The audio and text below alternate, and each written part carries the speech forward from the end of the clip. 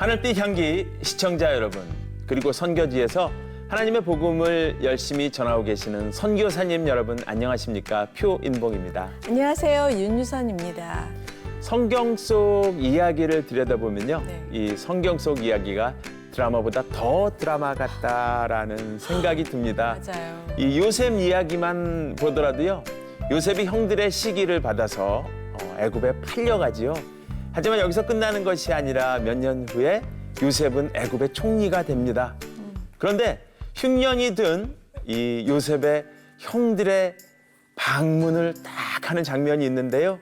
그때 애굽 총리가 된 요셉이 형들이 고개를 숙이고 있는 그 장면. 네. 와, 정말 드라마 같은 장면 아니겠습니까? 맞아요. 저는 그 네. 요셉이 오열하는 그 장면을 생각하면 막 드라마를 보는 것 같은 네. 그런 생각이 드는데요. 정말 성경을 통해서 하나님이 하신 그 명장면들을 보면서 우리 인생의 총감독 되시는 하나님께서 지금도 우리 개개인의 삶을 아름답게 드라마로 완성시켜 주시는 게 아닐까 하는 생각을 하게 됩니다. 맞습니다. 오늘 모실 분은 직업이 바로 드라마 작가입니다. 하나님이 이끌어오신 그분의 인생 드라마를 함께 나누고자 하는데요.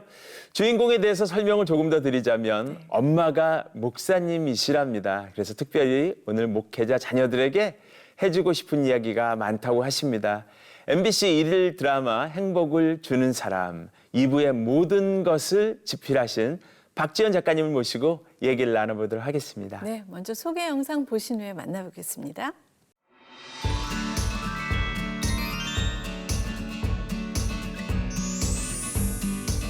(1992년부터) 30여 년간 드라마 작가 한 길을 걸으며 입지를 다져온 박지현 작가. 어렵고 가난했던 시절, 목사였던 엄마를 도우며 헌신했던 어린 시절 이야기와 단 한시도 잊지 않고 직접 찾아와 주시는 인격적인 하나님과의 만남에 대해 들어봅니다.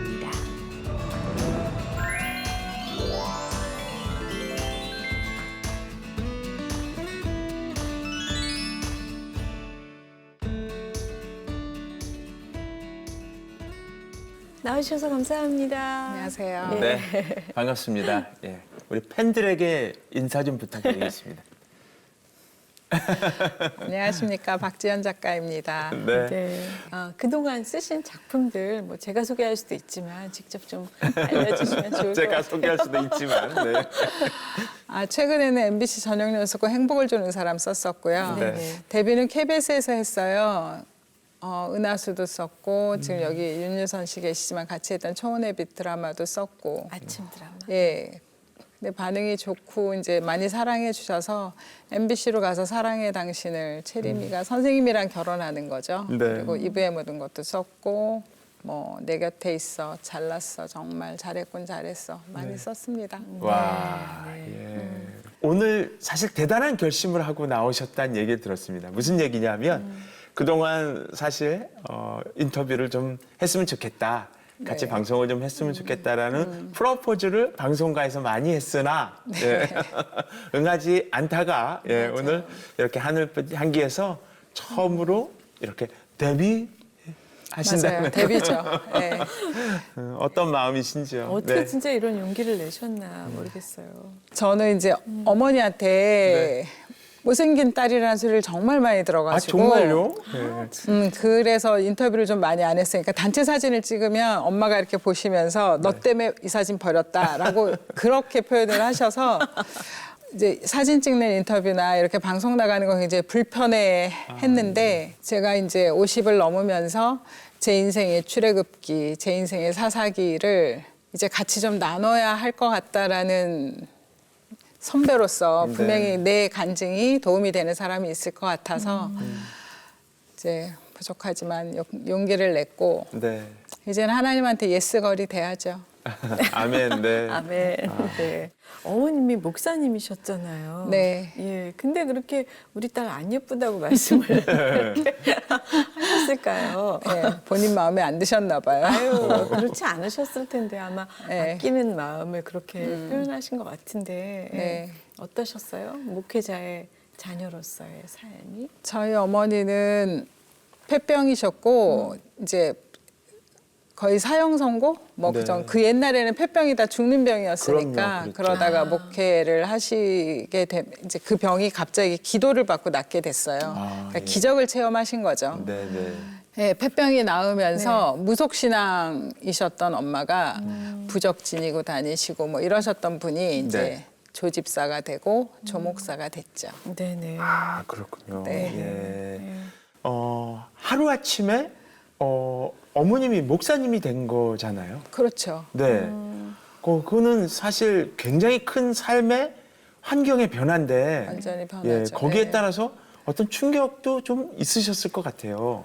그때 저는 엄마가 신학교 갔을 때가 5살, 6살이니까 충격은 별로 없었고 뭐 엄마 따라 다니는 사람이니까 근데 네. 자라면서 보니까 우리 엄마가 주변에 별로 없는 네. 여자 목사구나. 그렇죠. 이제 한국에 여자 목사 거의 없을 때였으니까. 그렇죠. 그리고 네.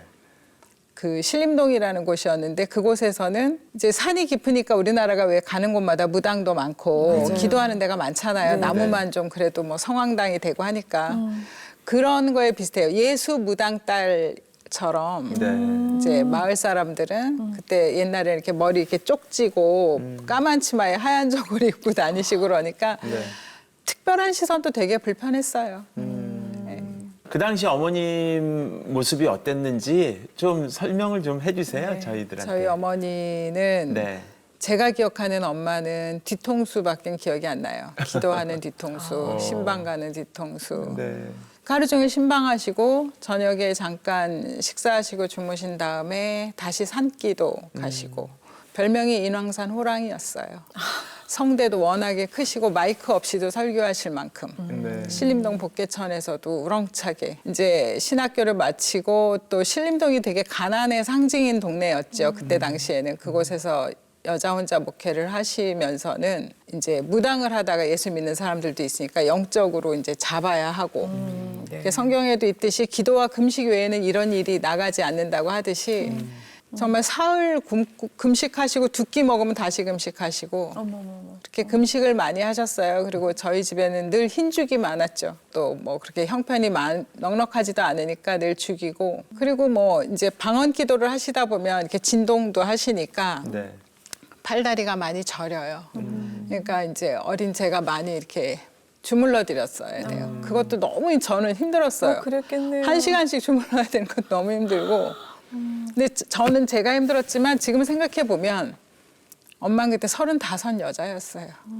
너무 힘드셨겠죠.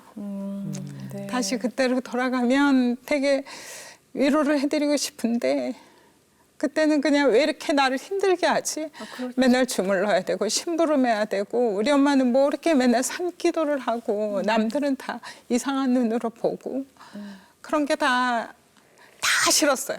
그러니까 저도 은혜를 받았다고는 하지만 어쨌든 그 특별한 하나님의 그 부르심과 간섭하심이 힘들고 불편했죠. 애기 박지현에게 얼마나 불편한 일이었을까 싶은 생각이 들기도 하는데요. 예. 그럼 이제 지금 이렇게 돌아보면 네. 어린 박지현에게 어떤 그 드라마를 쓴다면 어떤 장면이 제일 기억에 남을까요? 그러니까 엄마가 전도사님을 할 때 되게 서울의 큰 교회 전도사님을 하셨어요. 그때 네. 당시는 부흥회가 많으니까 부흥 강사를 하시는 분 교회에 계셨는데 남자는 아무래도 불편하니까 여자 전도사님이나 목사님한테 와서 얘기하는 사람들의 얘기는 시어머니한테 머리 깎인 얘기, 예수 믿는다고 맞은 얘기 이런 얘기들이에요. 남편은 다 바람피고. 그러니까 그 얘기를 다 옆에서 난 다 듣는 거예요. 5, 6살 때 다 듣고 1학년, 2학년 이럴 때 듣고. 그러니까 혼자 있는 시간이 많으니까 책도 많이 읽지만 듣는 얘기도 많으니까 그 학교 가서 얘기를 하는 내 언어가 아무래도 너무 달고 다른 그러니까 다른 친구들의 엄마들이 봤을 때는 너무 발랑 까진 아이인 거예요, 이 아이가. 그럴 수 있겠네요. 네, 그러니까 지연이랑 놀지 말라는 소리를 직접적으로 되게 많이 들었어요, 저는. 그래서 그거를 이제 이겨보려고 공부를 더 열심히 한다든가 뭐 이랬지만 그리고 엄마가 개척을 한 다음에는 밤새도록 엄마가 기도를 하시면 아침에 이제 이렇게 말하자면 이제 응답받는 게 있잖아요. 네. 교회 집사님들, 권사님들한테 전해야 되는데 교회만 전화가 있어요. 사택 전화만 있고 집집마다 전화는 다 없을 때니까 신림동에 있는 그 산동네를 제가 이제 뛰어다녀야 해요. 아침에 학교 가기 전에 연락병으로. 예. 올라가기 싫으니까 아래에서 소리를 질러요. 표집사님 사택으로 전화하시래요. 윤 집사님 낮에 오시래요. 이거를 하고 학교를 가야 되는 거예요. 새벽기도 차인배 이런 거 올리는 게 그런 이제 지금 이제 사찰 집사님이 하실 만한 일들이 이제 제 담당인 거예요. 네. 그냥 그런 거 이제 하면서 빨리 커서 집을 나가야 되겠다. 간절한 소망이. 예. 이건 앵벌이도 아니고 사람이 살 곳이 아니다. 그럴 수 있겠네요. 네, 빨리 예. 커서 나가야 되겠다만 오로지 이제 생각을 했었죠. 네, 말씀 들어보니까 마음속에는 어머님에 대한, 엄마에 대한 뭐랄까 원망 혹은 같이 그렇죠. 계시는 하나님에 대한 네, 원망. 그렇죠. 엄마를 있었을 이렇게 것 같아요. 네. 부려먹는 하나님이 싫고 네. 세상에 이제 아버지 일찍 돌아가셨으니까 엄마랑 나랑 둘인데 엄마조차도 내 엄마가 아닌 거예요. 그러니까 고아 같다는 생각도 되게 많이 했고요. 힘들었죠. 그러네요. 그러니까 사실은 아직 보호받고 보살핌을 예. 받아야 하는 어린 나이에 사모 역할을 하신 거나 마찬가지잖아요. 그랬어요. 네. 하나님에 대한 마음이 이렇게 좋으신 하나님, 사랑이 많으신 하나님이 아니었을 것 같아요. 어떤 하나님이셨어요? 무대뽀 하나님. 방해하는 하나님. 근데 돌아가실 엄마를 살려주셨으니까 이렇게 해야 된다는 생각은 했죠. 근데 엄마는 하나님을 만났는데 나는 하나님을 못 만났으니까. 네네네. 그래서 어떤 기도하시는 분들은 저한테 이삭 같다고 했어요. 이제 오살리기도원에 엄마랑 같이 갔었죠. 그때가 7, 8살이었던 것 같아요. 그때도 엄마는 오살리기도원에서 금식을 하시고 네. 버스를 타고 이제 불광동으로 나와서 이제 우리 집은 휘경동이니까 이렇게 와야 되는데 엄마도 그때 뭐 35kg, 36kg 계속 연속적인 금식 때문에. 예. 근데 이제 빈혈로 쓰러지셨어요. 근데 버스 바닥에 이렇게 쓰러지셨는데 나는 이제 아기는 엄마 하면서 울고 엄마는 기절을 했고 잠시 후에 깼지만 사람들이 볼 때는 저 예수쟁이들 진짜 그 너무 민폐스러운 장면이잖아요. 저 젊은 여자가 어린 딸이나 돌보지 뭐 했다고 저렇게 기도원 갔다 오는 버스인 건 너무나 다 아는 사실이고. 그러니까 그런 일들을 겪으면서 이제 하나님이 참 싫고 이렇게 사로잡힘 받은 엄마를 옆에서 지켜보기가 되게 많이 힘들었어요. 네.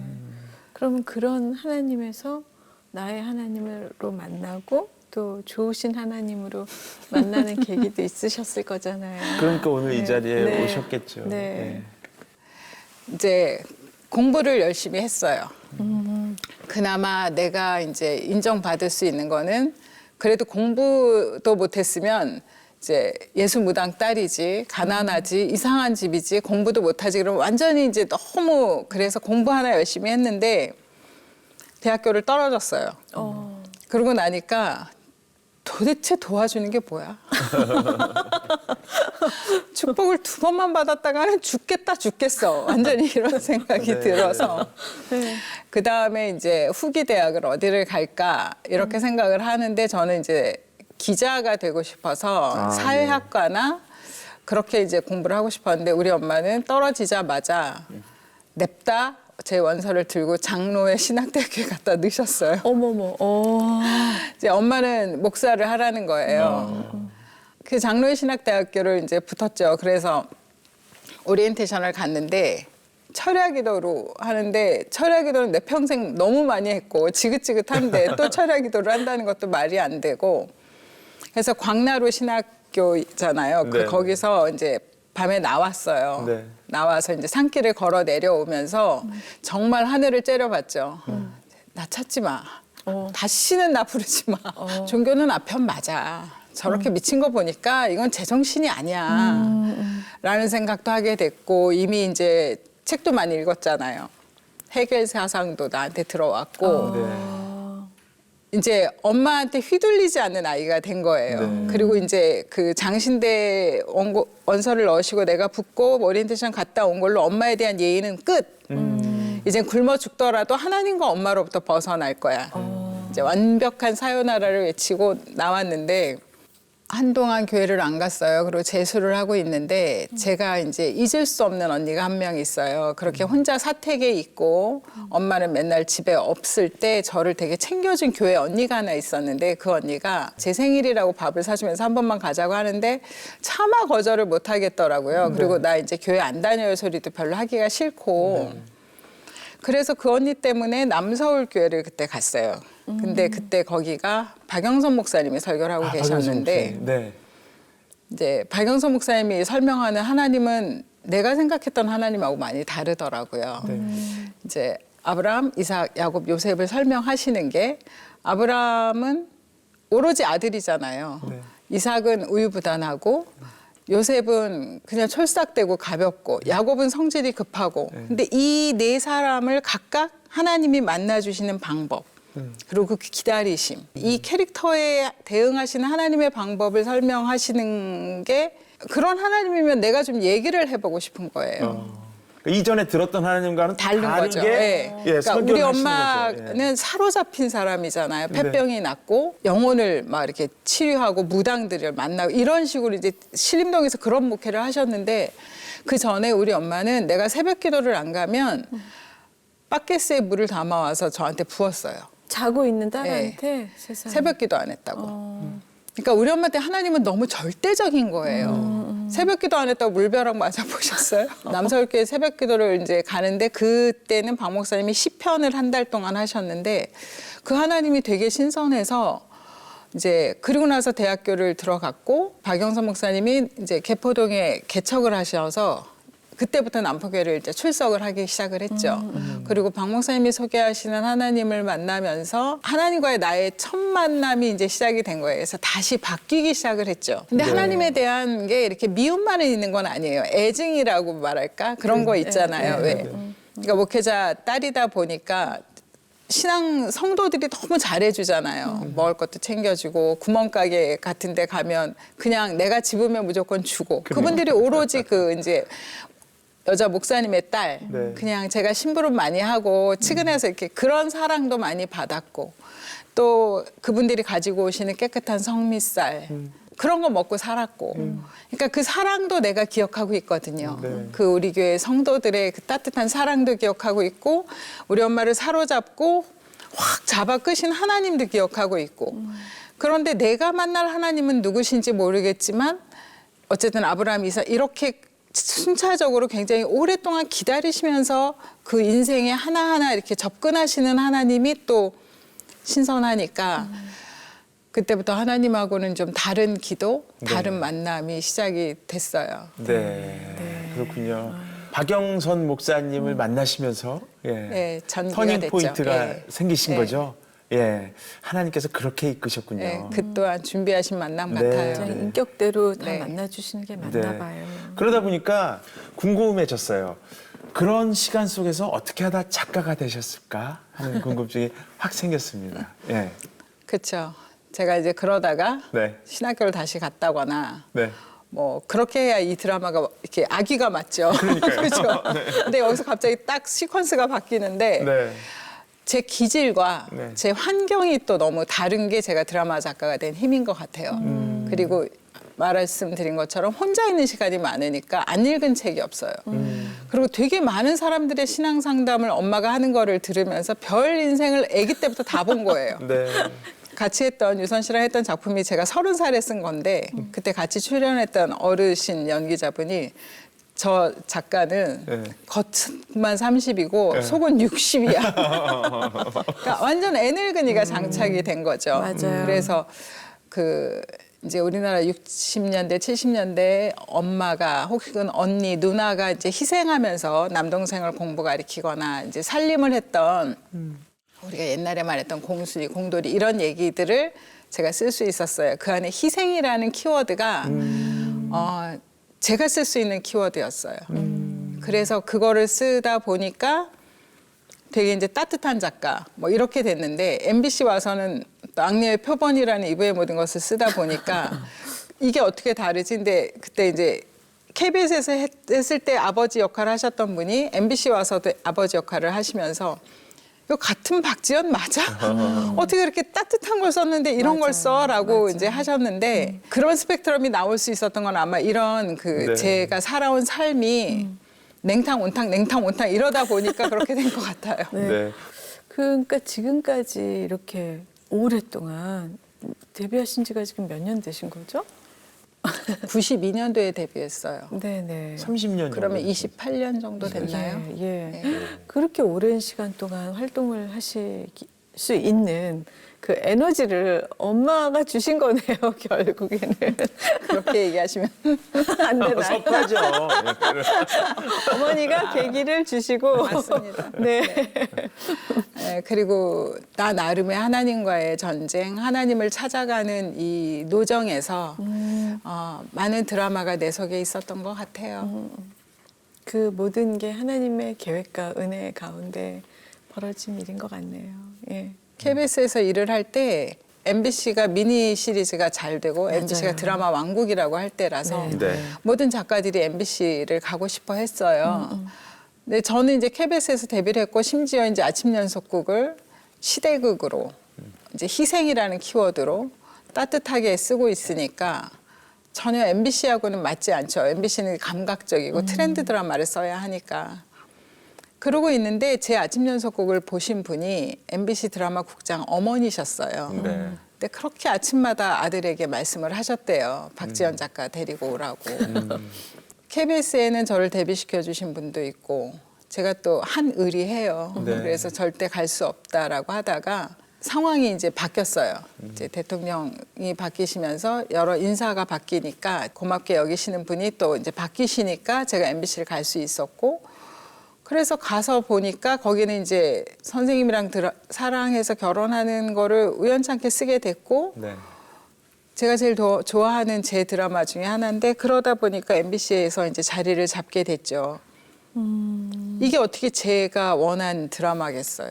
제가 계획하고 제가 그 할머니가 그렇게 말해서 이렇게 가야지를 생각하지는 않잖아요. 네, 네. 그러니까 만남의 복으로 언니가 저한테 와서 박영선 목사님을 소개한 거나 또 우리 엄마가 하나님한테 사로잡힌 거나 또 제가 MBC를 가게 된 거나 KBS에서 나를 인정하시는 분을 만나게 된 거나 이 모든 만남들이 결국 하나님이 쓰시는 드라마에서 제가 만나지는 거예요. 그러니까 그거를 이제 나중에 알겠더라고요. 저도 드라마를 써보면 이렇게 모든 불행은 주인공한테 집중되잖아요. 맞아요. 주인공은 이제 이혼하죠, 교통사고 나죠, 실명하죠. 모든 불행은 다 주인공한테 가요. 주인공은 아직 거의 너무너무 힘들어하고 조연들은 옆에서 훈수만 놓죠.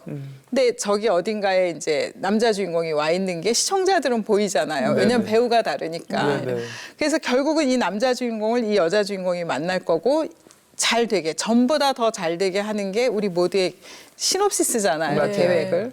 하나님도 그렇게 하시는 것 같은 거예요. 가다 보니까 지금 우리 엄마가 힘들고 모든 불행은 집중적이죠.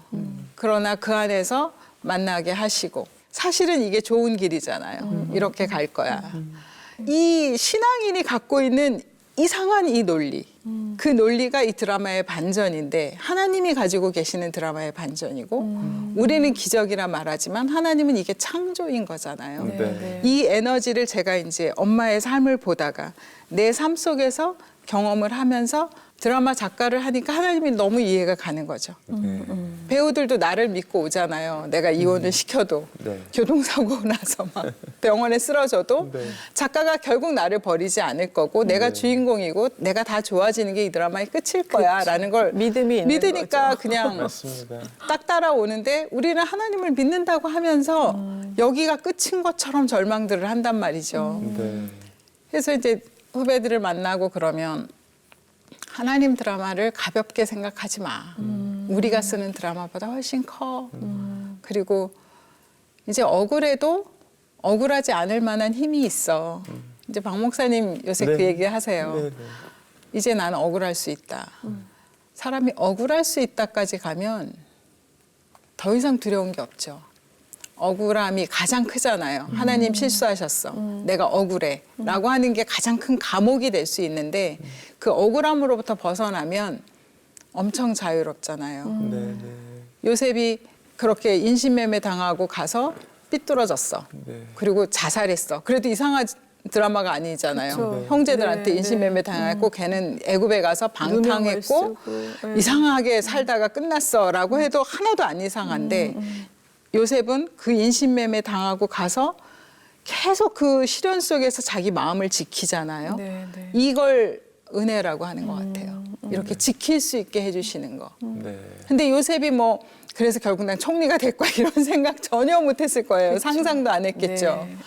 근데 하나님은 정말 큰 엔딩을 놓고 지금 가고 계신데 주인공인 요셉은 거기에 순종하면서 하나님을 믿었던 그 믿음 그리고 하나님이 믿을 수 있게 그 지켜주심이 너무 감사한 네. 경험이 되더라고요. 아멘입니다. 네. 예. 외롭고 힘들었습니다. 왜 이런 삶이어야 하는지 하늘을 원망할 때도 많았습니다.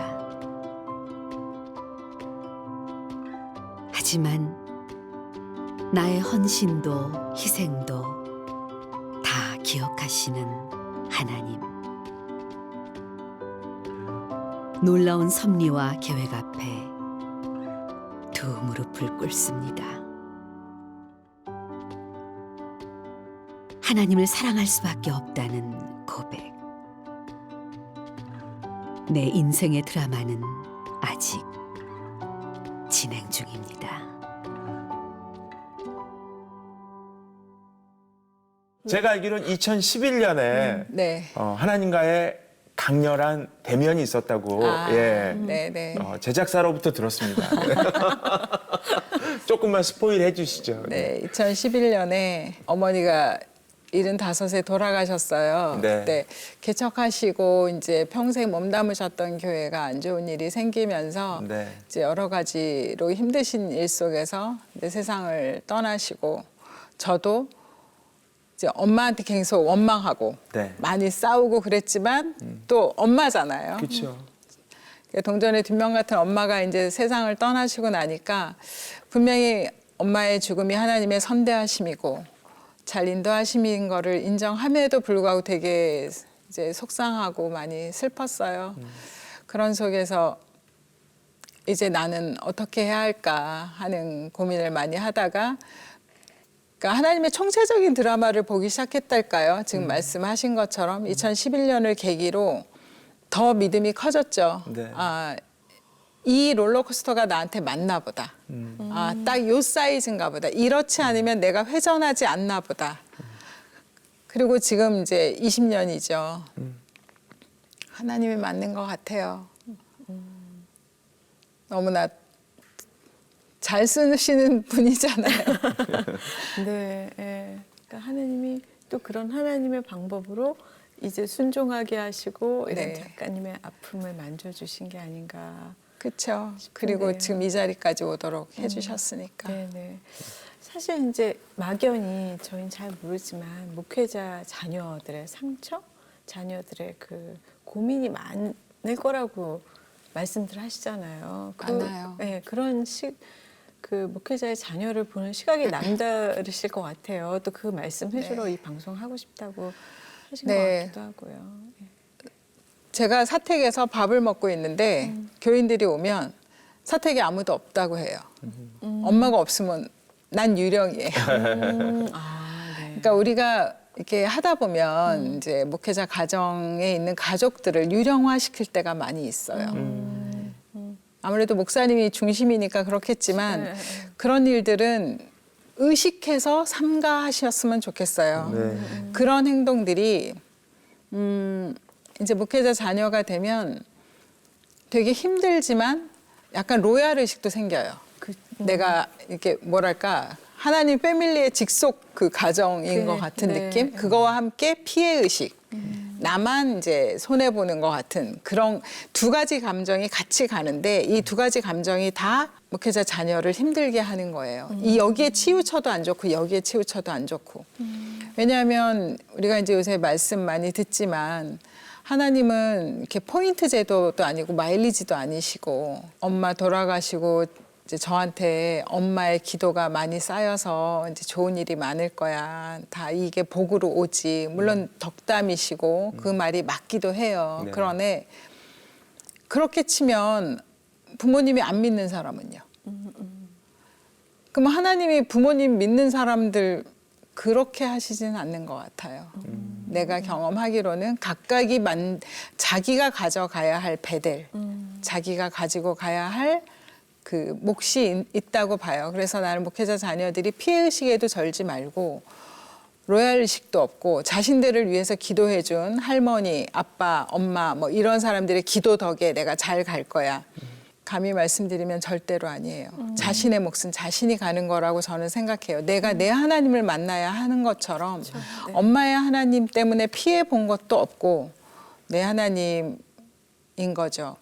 그 간증을 하나 드리면 2011년에 되게 힘들 때 친구 작가한테 전화가 왔어요. 근데 그 친구는 제가 평소에 얼굴도 본 적이 없는데 굉장히 부러워했던 친구예요. 화면 이렇게 이제 지면상으로 나이도 같은데 예쁘고 집안도 좋고 내가 없는 거 다 가졌어요. 부모님 멀쩡하시고 집안도 좋고 공부도 잘했고 데뷔도 나보다 훨씬 쉬웠고 좋은 감독 만나서 좋은 작품 다 하고 그런데 이 친구가 미국에 가서 하나님을 만나고 나서 서울에 들어와서 저한테 전화를 했어요. 크리스찬 작가가 어떻게 살면 될까? 너하고 통화를 해보고 싶어. 그래서 하던 대로 해. 그러고 끊었어요. 이제 그 이유는 아니 얘는 무슨 천국도 간단 말이야? 이렇게 행복하게 산 아이가 세상에서 다 갖고 다 가졌던 사람이 천국도 간다니까 화가 확 나는 거예요. 질투심이 제가 많아가지고 아니 천국도 간다고 그러고 이제 끊었는데 그 친구한테 전화가 온 거예요. 2011년에. 네. 3일을 버텼대요. 나한테 이 전화를 안 하려고. 하나님 직접 말씀하세요라고. 근데 하나님이 꼭 자기한테 얘기를 하라고 그래서 오늘 밤을 넘기면 안 될 것 같아서 너한테 전화를 한다. 근데 그땐 그 친구랑 안 친했을 때니까 뭔데 말해봐.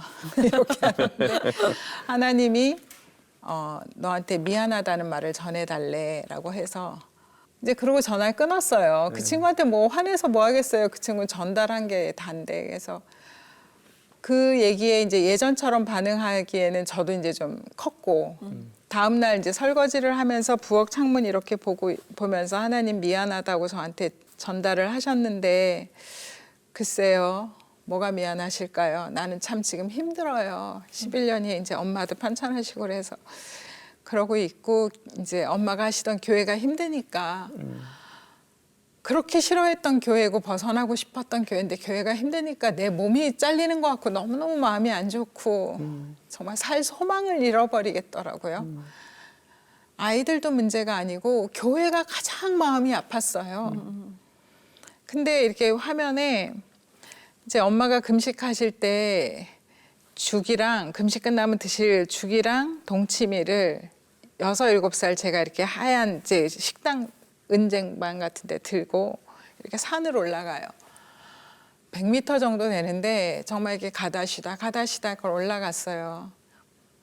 그러니까 형제가 누구라도 있으면 나눴겠지만 난 혼자니까 그걸 가지고 올라갔었고 엄마가 드시고 이제 부축해서 내려왔을 만큼 힘드셨고 그런 적이 많이 있었는데 다 잊었죠. 40년 전 얘기인걸. 그걸 뭘 기억하고 있겠어요. 난 지금 드라마 작가고 바쁜데 하나님 그걸 보여주시는 거예요. 아 맞아 나 이런 적 있지. 하나님 어떻게 이걸 기억하세요? 그랬더니 아마 공감하시겠지만 한 사람을 이렇게 여종을 만들기까지 정말 많은 곡절이 있잖아요. 폐병이 났고 그러니까 큰 꼭지점을 찍으면서 이렇게 오는 데는 옆에 붙어 있는 나는 같이 휘말리는 거잖아요. 이게 독립할 수 없는 상황이니까 그게 미안하다고 하시더라고요. 그러니까 내가 이제 짧은 시간 안에 여종을 만들고 사역을 시키고 하려다 보니까 바빴고 근데 빨리 한 건 너 때문이야. 시간이 오래 가면 엄마의 연단 기간이 길면 내가 같이 희생을 해야 되니까 빨리 해야 했지만 그 빠름 속에서도 네가 많이 힘들었을 거야. 내가 그걸 기억하고 있고 지금 교회가 이제 시험에 들거나 엄마가 돌아가셔도 이렇게 마음 아파하지 말라는 메시지를 주시는데 하나님 어떻게 이렇게 섬세하세요? 나는 다 잊고 있었는데 그걸 기억하셨네요. 그래서 그날 설거지하면서 굉장히 많이 울었죠. 작가가 주인공을 힘들게 하면서 주인공한테 전화해서 미안하다고 하지 않아요. 스토리인 거 다 알고 있죠. 그리고 양해 사항이에요. 좋은 게 있으니까.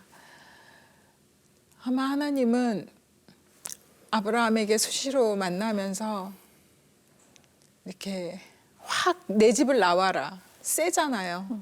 그 와중에 아브라함 이렇게 정신없는 중에 나왔을 때도 세밀하게 만나셨을 거예요, 아마. 저에게 하셨던 것처럼. 그 환상을 보고 나서 이제 어머니는 병원에서 이렇게 주무시는 것처럼 잠꼬대를 하시는데 조규숙이에요. 딸하고 둘이 살아요. 이렇게 누군가에게 말을 하시더라고요. 그리고 일주일 있다가 서천하시고 엄마를 이제 염할 때 그 보신 분들은 있겠지만 이제 엠마오로 가는 두 제자 그림 이렇게 명화 있잖아요. 그거를 제가 참 좋아하는데 그 그림 속으로 엄마가 주님과 함께 손잡고 가는 이렇게 환상? 그러면서 엄마한테 이제 미안해라는 말이 계속 나오고 슬펐는데 감사합니다. 엄마 저도 잘하다가 갈게요. 제가 앞으로 무엇을 할지는 모르겠지만 어떻게 살지는 너무 확실하고 확연합니다. 하나님의 자녀답게 살겠습니다라는 말을 하면서 이제 염을 마쳤죠. 저 혼자만의 기도였는데 2011년에 그 일이 있고 나서는 이제 비포 애프터가 다르다고 할 만큼 되게 많이 바뀌고 네. 세밀하게 응답하시는 하나님을 저 또한 경험하게 됐죠. 네. 그런 시간이 있으셨군요. 예. 예. 오늘 대부분의 얘기는 사실 딸인 지연이의 얘기를 많이 들었습니다. 예. 네. 지금 따님이 두 분 계시죠? 네. 예. 두 따님에게는 하나님 얘기 어떻게 해주시면서 키우셨어요? 키우고 계시겠지만. 나보다 너희를 더 사랑하는 분. 그리고 은혜를 항상 구해야 하죠.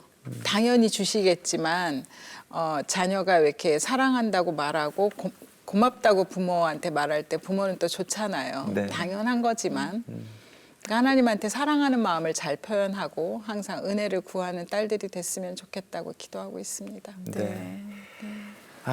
이제 마무리해야 될 시간이 맞아요. 됐는데 시간이 예. 훌쩍 지나가네요. 못다한 이야기나 기도 제목 있으면 얘기해 주시면 함께 기도하겠습니다. 네, 말 중에 제가 언어가 거칠었던 것 보시면서 혹시 놀라셨어도 이해해 주시고요. 제가 좀 더 세월이 지나면 더 은혜스러운 언어로 말할 수 있도록 성장해 보겠습니다. 그리고 기도 제목은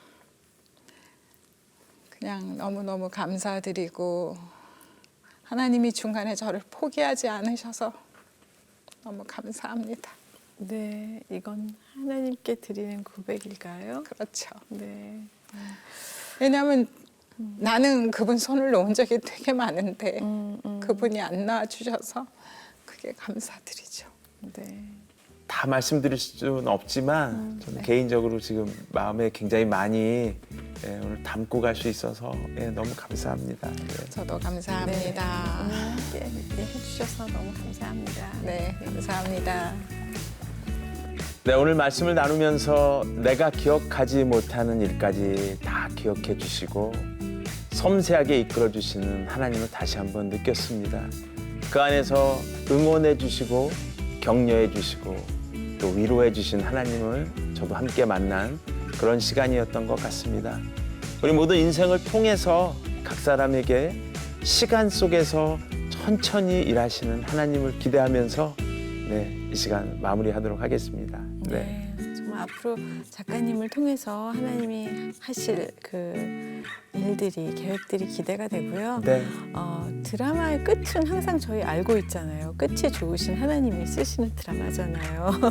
그래서 저희 모두가 정말 드라마 속에 내가 주인공이구나. 내 인생에 하나님이 쓰시는 드라마의 주인공이라는 생각을 다시 하게 되면서 하나님을 더 가까이 감사하는 시간을 갖게 됐습니다. 네. 함께해 주신 여러분 고맙습니다. 다음 시간에 뵙겠습니다.